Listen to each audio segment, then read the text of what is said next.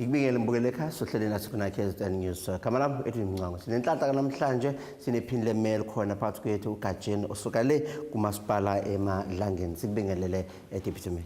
Angibingelele baba Mncango nabo bonke ababukeli be1 Kznnt TV. Yes, it's an honor kakhulu ukuthi sibe nawe la siyazi ukuthi ke ni busy kakhulu ziningi izinto enizenzayo lapha. Kodwa nje ungena odabeni Gajeni omkhulu. Sizama ukuthola ukuthi iziphi izinto eziseqhulwini kumasipala wakho part of the programs eniphiwazo njengamanje. All right. Angibonga kakhulu baba Mncango. Sumkhandlu nje waseMadlangeni singene ngomhla ka23 kuAugust ngonyaka ophelile emva kokhetho womasipala basekhaya. Sithe masihlala phansi sathi sibheka umkhandlu wethu nje umusho njalo saqoka izinto ezinhlanu ezimqoka kakhulu eziseqhulwini.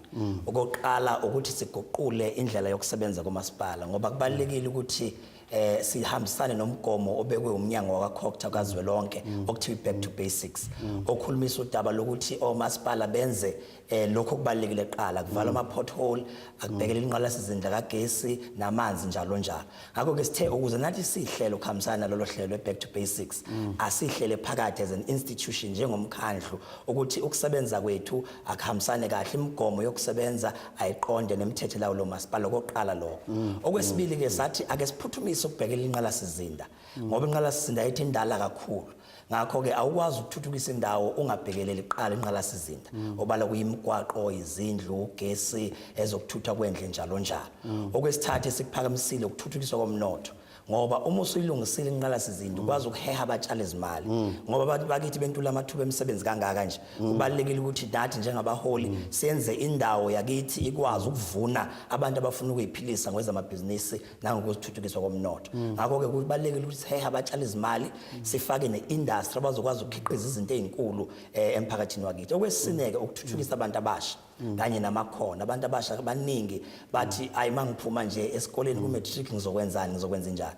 Ngakho ke kubalekile ukuthi sifake inhlelo ezokwazi ukuthi zifake abantu abasha endleleni kahle abafuna ukwenza ezemidlalo bazenze ezokungcebeleka ezamasiko nobuciko njalo njalo. Ikakhulukazi ke namakhono siyazi ukuthi akusiwona umuntu ozoya e-university ayoba udokotela ayoba unesi. Ngakho kufanele sikwazi ukuthi bafundise amakhono imisebenzi yezandla ukukhanda itini njalo njalo.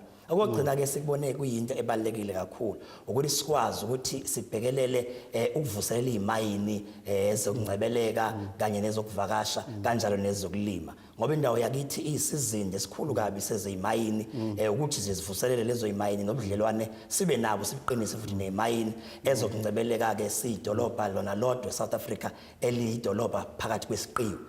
Kubalekile ukuthi sivuseleleke lokho kuthuthukiswa kwezokungcebeleka ezemvelo kanye ke nezolimo. Nomhlaba omningi ithi umasipala kwaZulu Natal obukeka sengathi unomhlaba omkhulu kakhulu obanzi sizungezwe nje amaplaza. Ngakho kubalekile ukuthi sithuthukise ke nezolimo nezemfuyo. Gajeni akwesithi ukuhlehla kancane ngithandele le economy le umnotho ngibuka indlela ni located ngayo nokukakwa nokuthi nje umuntu osuka eGoli ezaneno nosuka ngapha ko Richards Bay ebheka lena lezi ndawo ngala ebheka eGoli ucisha adlule la kunina mebheka lena uyabona ukuthi kahle hle ngathi ngoba ngako Newcastle and Park nendawo so uyabona kahle hle ukuthi ke iposition enikuyona nisendaweni enhle kakhulu yokuthi ke you can actually lapha yana niyenza imali ngoba akufanele ngize ngifike eGoli kahle hle kufanele ngabe ngiyasizakala lapha kunina ngoba uyabona ukuthi ngathi niphakathi nendawo. I'm not quite sure ke ukuthi akhona yini ama programs azokwazi ukuthi aheha abavakashi azokwazi when it comes to creation of jobs, when it comes to economic development, when it comes to ingale izinto zobusho nje ukuze le ndawo le ingabe salibise ngazothi nje hayi ngiyazi ukuze ngisizakale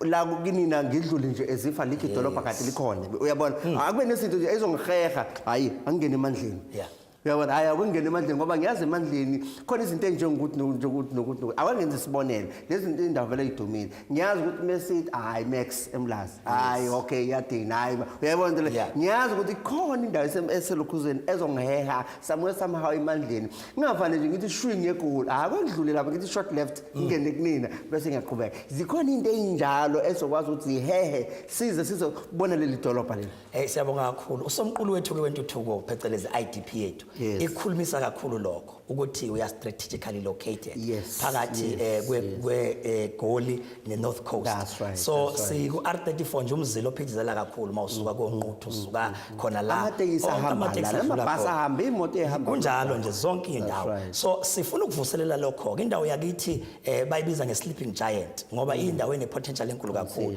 Ngakho sifuna uku-exploiter ke leyo sisebenzise kakhulu. Yingakho kwa developer i-document okuthiwa i-precinct plan.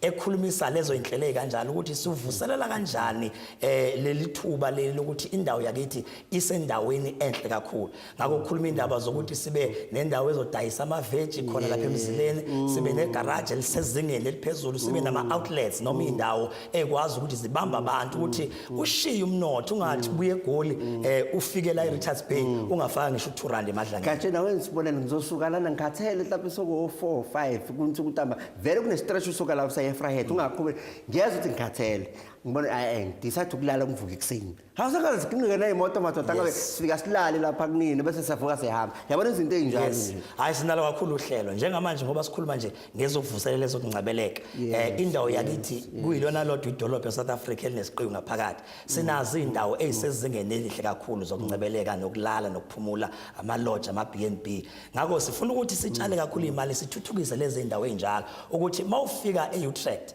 size sathi it's mother nature's little nest ukuthi isona zileke sika mama oyimvelo ukuthi mawufuna nje ukuphumula ukhohlwe uphithiphithi bezwe iphithiphithi zemigwaqo the big cities oJoburg oRichards Bay ukwazi nje ukuzophumula uncebeleke. So ilezo inhlelo ke sifuna ukuyiqinisa sithuthukise ukuthi azi umuntu ukuthi hayi before ngifike eGoli ake ngithi tshwi emadlangeni. Short left kulungile akwesibheke kunye ngoba ke kwenzeka emadlangeni yasendaweni kakhulu. What are the challenges there right now? Njengamanje sinazi inselelo asikuveze nje babuncango ukuthi sinazi inselelo njengoba sengibalulile inselelo enkulu kakhulu ekhalisa nabantu bakithi indaba yenqala sizinda.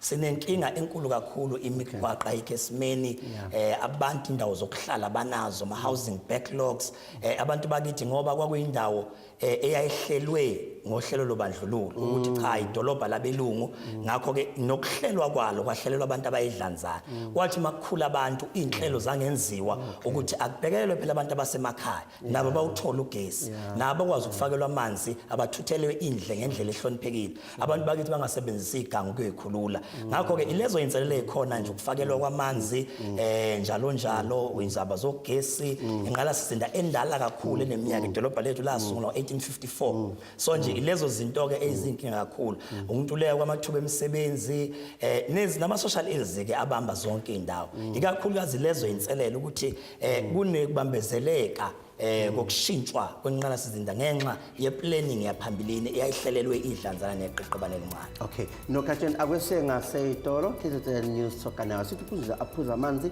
bese siyabuya nemkanjani.